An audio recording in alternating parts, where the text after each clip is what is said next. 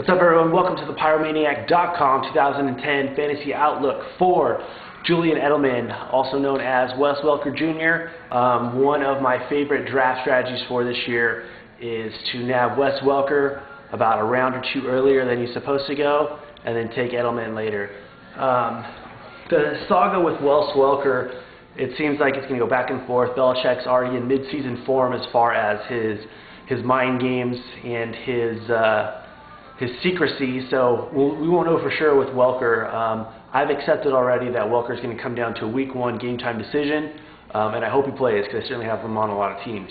But the Welker and Edelman handcuff might be one of the safest plays that you take this year. I know there's a handful of us, probably more than a handful, probably a lot of us, that at some point last year had Anthony Gonzalez or Eddie Royal expecting really big things, only to see them not pan out. So why wouldn't you invest, a 3rd through 5th round pick on Welker? I know it sounds crazy despite his injury status, and then anywhere from the 7th to 10th, 11th rounds. I'm speaking in terms of a 12-team draft. Grab Julian Edelman. That's almost a lock for 100 catches.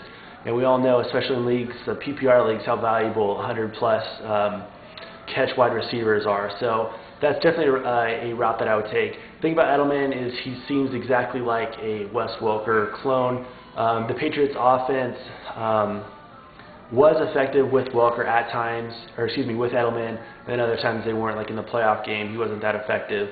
But he did have 2 high catch games last year in Welker's absence.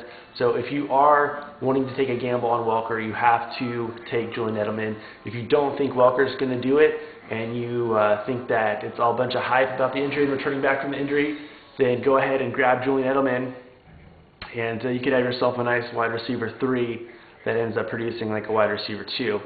So take Edelman, one of the safest handcuffs. And it's so funny because everybody knows about running back handcuffs, and I think we've finally reached a point where we have wide receiver handcuffs now. So thank you for checking out the video. Follow us on Twitter at Pyromaniac with an I instead of a 1, or excuse me, with a 1 instead of an I, or you can follow me at Pyrolion, Pyro_Lion. Talk to you guys soon. Check out the next video.